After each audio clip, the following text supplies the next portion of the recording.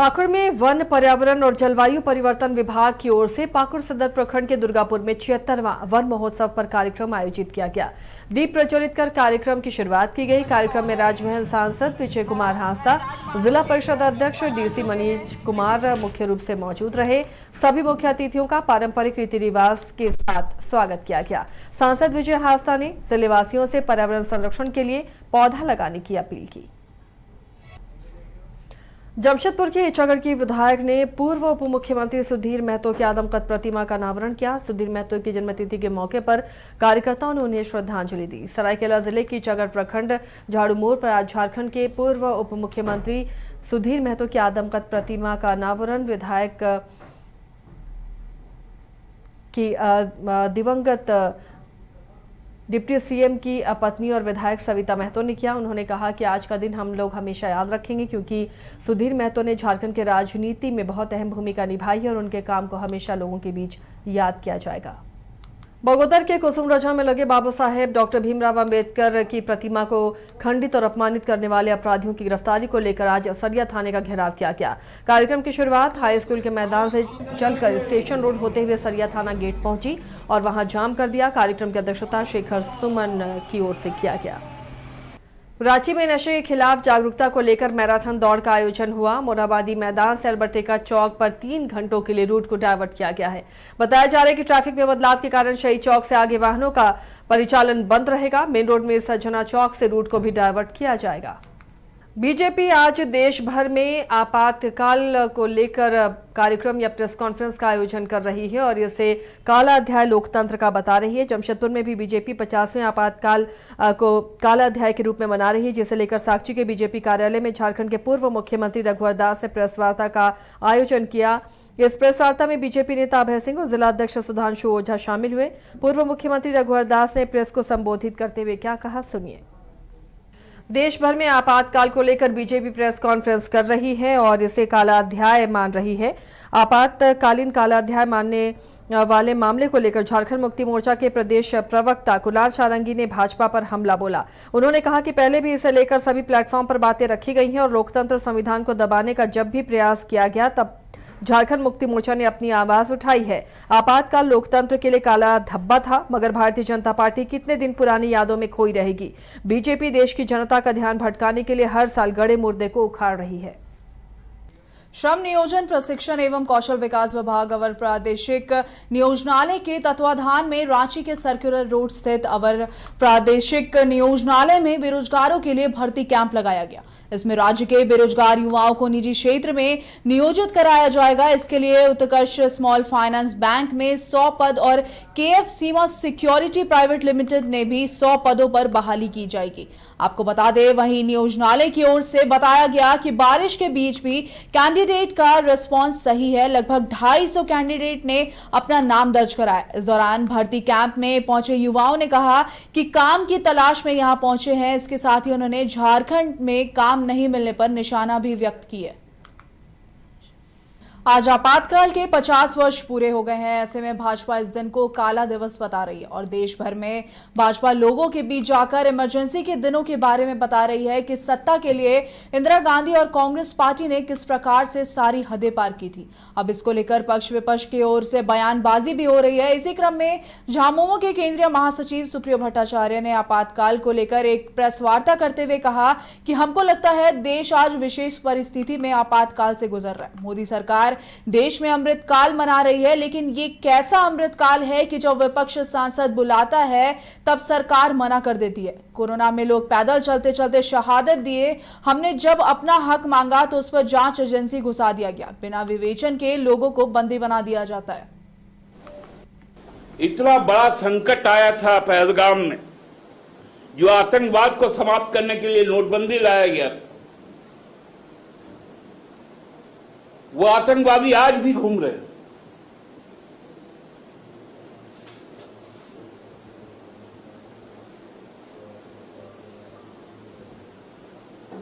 अजीब अजीब स्थिति है। विदेशों में हमारे पार्लियामेंटेरियन को भेजा गया। वे 33 देशों की यात्रा करके आ गए, लेकिन संसद को नहीं बुलाया गया। जब जब विपक्ष या हम संसद बुलाने की बात करते हैं, संसद को नहीं बुलाया जाता। ये अर्थवेद की बात करते हैं, किस सदन सभा की बात करते हैं। चलिए, तो दिशोम गुरु शिबू सोरेन के मेडिकल बुलेटिन का इंतजार किया जा रहा है और आज फिर से उनके पुत्र और झारखंड के मुख्यमंत्री हेमंत सोरेन ने सर गंगाराम अस्पताल में भर्ती शिबू सोरेन से मुलाकात की है। उनके स्वास्थ्य का हाल जाना है और झारखंड के राज्यपाल संतोष गंगवार भी जो है आज पहुंचे सर गंगाराम अस्पताल और शिबू सोरेन के स्वास्थ्य की उन्होंने भी जानकारी ली है। हमारे साथ दीपक जुड़े हुए हैं अधिक अपडेट्स के साथ। दीपक, देखिए लगातार लोग मिलने पहुंच रहे हैं दिशोम गुरु शिबू सोरेन से। राज्यपाल ने भी आज मुलाकात की है। बुलेटिन जो है उनका मेडिकल बुलेटिन, वो कब तक सार्वजनिक किया जाएगा? दीपक, क्या अपडेट मिल पा रहा है? पाकुड़ में अपर्णा मार्केट कॉम्प्लेक्स में राजमहल विधानसभा क्षेत्र के पूर्व भाजपा विधायक ने प्रेस वार्ता की। इस दौरान उन्होंने कहा कि 25 जून भारतवर्ष में काले दिवस के तौर पर जाना जाता रहेगा, क्योंकि इस दिन 1975 में पूर्व प्रधानमंत्री इंदिरा गांधी द्वारा इलाहाबाद हाईकोर्ट के अपने खिलाफ आए निर्णय, जिसमें उनके चुनाव को अवैध घोषित किया था, इससे बचने के लिए असंवैधानिक तरीके से आपातकाल लगाकर पूरे देश को कारागार में बदल दिया था। 1 लाख से अधिक लोगों को 19 महीनों में जेलों में सड़ना पड़ा और उन्हें यह भी नहीं पता था कि कभी वो इस काल कोठरी से बाहर आएंगे भी या नहीं। तो इसे बीजेपी ने काले दिवस के रूप में मनाया है। केन्या प्रवास के दौरान नैरोबी में प्रवासी भारतीयों के साथ केंद्रीय रक्षा राज्य मंत्री संजय सेठ ने संवाद किया। सेठ ने दुनिया भर में रह रहे भारतवंशियों के लिए प्रधानमंत्री नरेंद्र मोदी के संदेश को साझा किया। आतंकवाद को लेकर भारत की जीरो टॉलरेंस की स्पष्ट नीति और अटूट प्रतिबद्धता से लोगों को अवगत कराया। प्रधानमंत्री के नए भारत के लक्ष्य और दृष्टिकोण को रेखांकित किया और भारत की परिवर्तनकारी विकास यात्रा और उपलब्धियों से भी लोगों को अवगत कराया। भारत की मजबूत आर्थिक वृद्धि और इसके उभरते वैश्विक नेतृत्व पर प्रकाश डाला। विकसित भारत 2047 सिर्फ भारत का नहीं बल्कि दुनिया भर में रह रहे भारतीय का संकल्प है।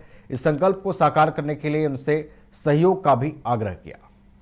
23,622 करोड़, कितना 23,622 करोड़ का एक्सपोर्ट किया सिर्फ डिफेंस सेक्टर का। और इस बार का 50,000 का हम लोग का लक्ष्य इस ईयर का, और 29 का है 3 लाख करोड़ का सिर्फ डिफेंस सेक्टर। मांडू विधायक तिवारी महतो द्वारा विधायक जयराम महतो के लिए अमर्यादित शब्द का प्रयोग करने के बाद जेएलकेएम के कार्यकर्ताओं में आक्रोश है। नाराज कार्यकर्ताओं ने जहां कई जिलों में विधायक तिवारी महतो का पुतला जलाया, वहीं पूर्व विधायक जेपी भाई पटेल ने कहा है कि इस तरीके के भाषा का प्रयोग करना लोकतंत्र के लिए ठीक नहीं है, लेकिन जिनकी आदत रहती है उसको आप कैसे समझाएंगे। जयराम महतो भी विधायक बनने से पहले भाषा का प्रयोग किस तरह से करते थे, किसी से ये बात छिपी नहीं है, लेकिन इस तरह की गाली वो नहीं दिए हैं। लेकिन इस बयान की जांच होनी चाहिए। अगर आजसू की ओर से ये कहा जा रहा है कि ये एआई से बना हुआ है तो इसकी भी जांच होनी चाहिए, जिसको लेकर जेपी भाई पटेल मुख्यमंत्री हेमंत सोरेन को पत्र लिखेंगे। देखिए, ये तो बड़ा एक तरह से एक जनप्रतिनिधि होते हुए इस तरह का भाषा का प्रयोग करना निश्चित रूप से लोकतंत्र के लिए अच्छा नहीं है, और एक चुने गए हुए जनप्रतिनिधि को इस तरह का भाषा का प्रयोग नहीं करना चाहिए। लेकिन जिनका आदत रहता है उसको आप कैसे समझाइएगा। बोकारो में इस्कॉन संस्था द्वारा इस वर्ष भगवान जगन्नाथ रथ यात्रा महोत्सव पूरी भव्यता के साथ मनाया जा रहा है। 32 फीट ऊंचे नए रथ के साथ यात्रा 27 जून को एयरपोर्ट मोड़ से शुरू होकर मगध हॉल पहुंचेगी, जहां भगवान 9 दिन विराजमान रहेंगे। प्रतिदिन 56 भोग, नई पोशाक अर्पित की जाएगी और सभी भक्तों के लिए निःशुल्क प्रसाद सेवा उपलब्ध रहेगी। उत्सव 5 जुलाई तक चलेगा। देवघर में श्रावणी मेले की तैयारियों को लेकर इंटर स्टेट अधिकारियों की बैठक हुई। भागलपुर, गोड्डा, बांका, दुमका, मुंगेर और देवघर के अधिकारी शामिल हुए। 2 कमिश्नरों की मौजूदगी में मेला की सफलता, सुरक्षा, सुविधा और समन्वय पर 1-2 घंटे तक विस्तार से चर्चा की गई। रांची खरगोड़ा थाना क्षेत्र में 2 युवाओं को ब्राउन शुगर की तस्करी के आरोप में गिरफ्तार किया गया है। पुलिस ने गुप्त सूचना के आधार पर छापेमारी करते हुए दोनों युवकों को गिरफ्तार किया है। आरोपियों के पास से करीब 400 पुड़िया ब्राउन शुगर बरामद की गई है। पुलिस ने बताया कि इनकी गिरफ्तारी एक बड़ी कार्रवाई है। मास्टरमाइंड की तलाश अभी भी जारी है। धनबाद पुलिस को मोटरसाइकिल चोरी मामले में बड़ी सफलता मिली है। जिले के अलग अलग थाना क्षेत्र से कुल 21 मोटरसाइकिल को पकड़ा गया है। एसएसपी प्रभात कुमार ने पुलिस सभागार कक्ष में city SP Ritwik Srivastava, Sindri DSP Ashutosh Satyam के साथ प्रेस वार्ता में बताया कि सिंदरी डीएसपी के नेतृत्व में एक विशेष पुलिस टीम गठित की गई थी। टीम ने 5 जगहों पर छापेमारी कर कुल 21 मोटरसाइकिल जब्त किया है। इनके पास से 2 मोबाइल भी जब्त किया गया है। झरिया के एक गैरेज में इंजन और चेसिस नंबर को बदलकर या रगड़कर और फर्जी कागजात बनाकर खरीद बिक्री करने वाले को भी पुलिस ने गिरफ्तार किया है।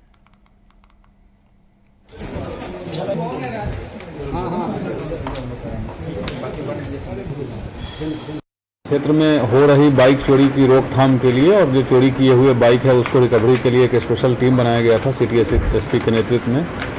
तो उस टीम के द्वारा बढ़िया से काम करते हुए अनुमंडल पुलिस पदाधिकारी सिंदरी एवं झरिया के थाना प्रभारी के द्वारा अलग अलग थाना से चोरी किए गए कुल 21 बाइक को रिकवर किया गया है और 5 अपराधकर्मी को गिरफ्तार किया गया है अलग अलग जगहों से, जिसमें गाड़ी को रिसीव करके उनका इंजन नंबर, चेसिस नंबर वगैरह चेंज करके बेचने वाले भी उसमें शामिल हैं।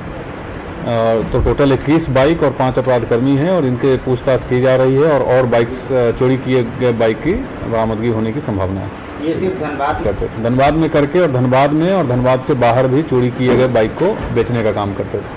और जो झड़िया का एक दुकानदार है जो भी गिरफ्तार हो गया है, उसका काम था कि चोरी की बाइक को रिसीव करके और उसको इंजन नंबर और चेसिस नंबर को आइदर स्क्रैच कर देता था या चेंज कर देता था, उसके बाद अलग अलग जगह पर उसको खपाया जाता था। किस चीज़ का दुकान था, क्या दुकानदार? यही सेम चीज़, रिपेयरिंग का। और ये पांचों अपराधी कहाँ के हैं सर? सब एक मूलतः सब रहने वाले तो धनबाद के ही हैं। एक का बिहार लखीसराय भी घर है, बट परमानेंट घर वहाँ है, प्रेजेंट एड्रेस यहाँ था, बाकी सब इधर के ही हैं। क्षेत्र में हो रही बाइक चोरी की रोक। चलिए खबरों में बढ़ते आगे। अगली खबर राजधानी रांची से सामने आ रही है। रांची में धार्मिक न्यास बोर्ड की आज बैठक संपन्न हुई, जिसमें कई महत्वपूर्ण फैसलों पर मुहर लगी। न्यास बोर्ड के सदस्य राकेश सिन्हा ने न्यूज बाइस्कोप से बातचीत में आज की बैठक को काफी महत्वपूर्ण बताया है। उन्होंने कहा कि सर्वप्रथम बोर्ड को संचालित करने के लिए राज्य मंत्री परिषद ने 3 करोड़ का आवंटन प्रति 1 साल करने का फैसला किया है, जिसके लिए सीएम हेमंत सोरेन को आभार जताया गया है। साथ ही उन्होंने सावन को लेकर राज्य के जो प्रमुख शिवालयों में मूलभूत सुविधाओं में इजाफा किया जाएगा ताकि भक्तों को परेशानी न हो, और जिला प्रशासन के साथ धार्मिक न्यास बोर्ड के सदस्य उनके कर्मचारियों को सहयोग करेंगे। वहीं तीसरे प्रस्ताव का जिक्र करते हुए उन्होंने कहा कि जो बोर्ड के कर्मचारी हैं उनको स्वास्थ्य बीमा किया जाए। चलिए खबरों में बढ़ते आगे। अगली खबर पलामू जिले से सामने आ रही है। मेदिनीनगर के परिसदन भवन में अनुसूचित जनजाति मोर्चा के राष्ट्रीय अध्यक्ष समीर उरांव ने प्रेस वार्ता किया। कांग्रेस द्वारा लगाए गए आपातकाल के काले अध्याय के 50 वर्ष पूरे होने पर उन्होंने आपातकाल के बारे में जानकारी दी। 25 जून 1975 को तत्कालीन प्रधानमंत्री इंदिरा गांधी ने इस देश से लोकतांत्रिक मूल्यों को कुचलने का काम किया था। पूर्व प्रधानमंत्री इंदिरा गांधी और राहुल गांधी पर प्रेस वार्ता में समीर उरांव ने जमकर निशाना साधा। अगली खबर बोकारो से। आपको बता दें 1975 में तत्कालीन कांग्रेस सरकार द्वारा देश में लगाए गए आपातकाल के 50 वर्ष पूर्ण होने पर भाजपा आज संविधान हत्या दिवस के रूप में मनाया। बोकारो स्थित पूर्व विधायक बिरंची नारायण ने आवास पर एक विशेष संगोष्ठी का आयोजन किया, जिसमें बतौर मुख्य अतिथि और वक्ता पूर्व मंत्री नीलकंठ सिंह मुंडा, गोड्डा के पूर्व विधायक अमित मंडल, नववर्तमान सांसद रविंद्र पांडे, शशि भूषण ओझा मुकुल, पूर्व जिला अध्यक्ष भरत यादव, आरती राणा, अर्चना सिंह, ईश्वर चंद्र प्रजापति सहित जिले के वरिष्ठ नेता मौजूद रहे। पूर्व मंत्री नीलकंठ सिंह मुंडा ने कहा कि 25 जून को देश के लोकतांत्रिक इतिहास में काला दिवस के रूप में मनाया जाता है। इस मौके पर उन्होंने कांग्रेस पर भी जमकर हमला बोला है। सरायकेला में रथ यात्रा महोत्सव की तैयारियों के तहत जगन्नाथ सेवा समिति सरायकेला ने ओडिशा के कोणार्क से आए सुप्रसिद्ध रथ निर्माता गुरु प्रसाद महाराणा के साथ रथ निर्माण के कार्यों को पूरा कर लिया है। इसके तहत रथ निर्माण का कार्य दिन रात चल रहा है। अनुबंध के अनुसार रथ निर्माण की कुल लागत 4,20,000 रुपए है। रथ निर्माता कारीगर विकास चंद्र ओझा ने बताया कि परंपरागत धौली एवं साल लकड़ी से रथ का निर्माण किया जा रहा है, जिसमें शास्त्रीय नक्काशी व धार्मिक प्रतीक चिन्ह उकेरे जा रहे हैं। गढ़वा जिले के मिरौल प्रखंड अंतर्गत पेशका को प्रखंड का दर्जा दिलाने की वर्षों पुरानी मांग को लेकर बुधवार को पेशका प्रखंड बनाओ संघर्ष समिति के बैनर तले बिरसा मुंडा पार्क के समीप 1 दिवसीय धरना प्रदर्शन आयोजित किया गया। इस आंदोलन को स्थानीय जनप्रतिनिधियों और आम जनता का भरपूर समर्थन मिला है। धरना को गढ़वा विधायक सत्येंद्र नाथ तिवारी ने संबोधित करते हुए कहा कि पेशक क्षेत्र की प्रखंड बनने की मांग पूरी तरह जायज है। मैं आगामी विधानसभा सत्र में इस विषय को पुरजोर तरीके से उठाऊंगा और जनता की आवाज को सरकार तक पहुंचाऊंगा। इस अवसर पर संघर्ष समिति के अध्यक्ष करीब असारी ने मुख्यमंत्री झारखंड सरकार को संबोधित ज्ञापन उपायुक्त गढ़वा के माध्यम से सौंपा है। इस्कॉन जमशेदपुर द्वारा प्रभु जगन्नाथ की रथ यात्रा 27 जून 2025 को बिष्टुपुर राम मंदिर से निकाली जाएगी। वहीं इस्कॉन भक्तों के साथ साथ शहर के विभिन्न सामाजिक एवं धार्मिक संगठनों तथा हरि भक्तों की कीर्तन मंडली हरे कृष्णा हरे राम के महामंत्र की धुन पर अपने प्रभु श्री जगन्नाथ, मां सुभद्रा एवं बलभद्र जी के रथ को मौसी बाड़ी तक ले जाएंगे। रथ यात्रा के लिए 3 रथ तैयार किए गए हैं, जिस पर प्रभु श्री जगन्नाथ, बहन सुभद्रा और बड़े भैया बलभद्र जी विराजमान होकर अपने भक्तों के साथ नगर भ्रमण करेंगे। इस आयोजन में जमशेदपुर एवं आसपास के इलाकों से हजारों की संख्या में भक्तों के शामिल होने की संभावना है और यही वजह है इस्कॉन जमशेदपुर यात्रा से लगभग 1 महीने पहले से ही इसकी तैयारी शुरू कर देते हैं। इसी सिलसिले में आज बिष्टुपुर आंध्र भक्त श्री राम मंदिर में एक अहम बैठक आयोजित की गई, जिसमें इस्कॉन मंदिर जमशेदपुर के प्रमुख स्वामी पद्मानंद भजन आपको बताते पद्माना भज जगन्नाथ दास जी की अध्यक्षता में संपूर्ण तैयारियों की समीक्षा की गई है। लगभग 1000 की संख्या में विभिन्न संगठनों के स्वयं सेवक तीनों रथों की अलग अलग जिम्मेदारी निभाएंगे। धनबाद पुलिस ने गुप्त सूचना पर सड़क लूट घटना को अंजाम देने वाले एक अपराधी को देसी पिस्टल के साथ गिरफ्तार किया है। एसएसपी प्रभात कुमार ने अपने कार्यालय सभा कक्ष में city SP Ritwik Srivastava, Sindri DSP Ashutosh Satyam के साथ प्रेस वार्ता कर बताया कि पुलिस को मिली गुप्त सूचना पर सुदामडी थाना क्षेत्र अंतर्गत रिवर साइड स्थित एक क्वार्टर में अपराधियों द्वारा आपराधिक घटना को अंजाम देने की योजना बनाने की गुप्त सूचना मिली थी, जिस पर जोड़ा पोखर इंस्पेक्टर के नेतृत्व में छापेमारी दल गठित की गई, जहां से अपराधी शिवानंद वर्मा को एक अवैध देसी पिस्टल के साथ गिरफ्तार किया गया। फरवरी माह में सुदामाडी थाना क्षेत्र के मोहन बाजार में सड़क पर एक व्यक्ति से लूट की घटना को अंजाम देने का आरोप है। वहीं बताया जा रहा है कि लूट में इसके साथ 2 अन्य अपराधी थे, जिसे पहले ही गिरफ्तार कर जेल भेजा जा चुका है। इस पर सुदामाडी थाना में मामला दर्ज कर आगे की कार्रवाई की जा रही है। अगली खबर जमशेदपुर से है, जहां झामुमो के केंद्रीय प्रवक्ता कुणाल सारंगी ने राज्य में नई शिक्षा नीति के तहत कॉलेजों और विश्वविद्यालय में +2 की पढ़ाई बंद करने के तुगल की फरमान पर नाराजगी जताई है। आपको बता दें, साथ ही केंद्र सरकार पर हमला बोलते हुए सवाल खड़ा किया है कि क्या छात्रों को शिक्षित करने की जिम्मेवारी केवल राज्य सरकार की है या इसमें केंद्र सरकार को मदद नहीं करनी चाहिए। बुधवार को जमशेदपुर में एक प्रेस वार्ता कर उन्होंने क्या कुछ कहा है, सुनिए। भारतीय जनता पार्टी ने कांग्रेस कार्यालय के दौरान 25 जून 1975 को देश में इमरजेंसी लागू किए जाने के 50 साल पूरा होने पर कांग्रेस पर निशाना साधा और कहा कि उस समय इंदिरा गांधी लोकतंत्र की हत्या करती थी। आज उनके पोते और कांग्रेस हाथ में संविधान की कॉपी लेकर घूमते हैं। भारतीय जनता पार्टी के राज्य विधायक सीपी सिंह ने कहा कि वो दौर लोकतंत्र का काला दौर था, जिस पर कांग्रेस ने भी पलटवार करते हुए कहा कि इंदिरा गांधी ने उस समय घोषित आपातकाल लागू किया था और फिलहाल देश में 11 साल से अघोषित आपातकाल लागू है। देखिए, मैं तो एक छात्र आंदोलनकारी था। जब 1974 में बिहार में छात्र आंदोलन हुआ तो मैंने उसमें बढ़ चढ़ कर हिस्सा लिया और जब 1975 में 25 जून की अर्धरात्रि को जब श्रीमती इंदिरा गांधी का चुनाव रद्द हो गया तो उन्होंने देश के ऊपर इमरजेंसी ला दिया और देश के जितने भी विपक्ष के बड़े नेता थे, जो जहां था वहीं उनको गिरफ्तार कर लिया। और उस जमाने में सिर्फ प्रिंट मीडिया हुआ करते थे। आज की तरह न सोशल मीडिया थी, न इतने प्रिंट डिजिटल मीडिया थी, तो सभी पर सेंसरशिप लागू कर देगा। उस समय सिर्फ एक दूरदर्शन हुआ करता था, तो दूरदर्शन में सिर्फ सरकार की बातें आती थी, सिर्फ इंदिरा गांधी के चेहरे आते थे। इसलिए हम लोगों ने उस समय कहना कर दिया कि ये दूरदर्शन नहीं है, इंदिरा दर्शन है। तो श्रीमती इंदिरा गांधी एक तानाशाह महिला के रूप में सामने आई और इमरजेंसी लागू कर दिया। लोगों पर इतने जुल्म सितम ढाए कि आप कल्पना नहीं कर सकते। हर व्यक्ति डरा हुआ था। लोगों को पकड़ पकड़ कर जबरन नसबंदियां करा रही थी। तो लोकतंत्र की हत्यारा कहे या हत्यारिन कहे, तो श्रीमती इंदिरा गांधी थी। आज उनके पोते और कांग्रेसी लोग हाथ में संविधान की कॉपियां लेकर घूमते हैं, तो उस समय कहां चला गया था संविधान? जब संविधान में श्रीमती गांधी ने संशोधन कर दिया, उस समय जिसे मन चाहे वो ऊपर ले जाती थी, जिसे मन चाहे डिमोशन कर देती थी। जूनियर जजों को सुप्रीम कोर्ट का चीफ जस्टिस बना दिया। तो मैं इतना ही कहना चाहूंगा कि ये वो समय था जिसे हम आज काला दिवस के रूप में मनाते हैं। चलिए, कांग्रेस पर आरोप लगा, ठीक है। अभी कुछ समय पहले मुझे लगता है 1 साल पहले राहुल जी ने स्वीकार किया था कि आपातकाल एक गलती थी।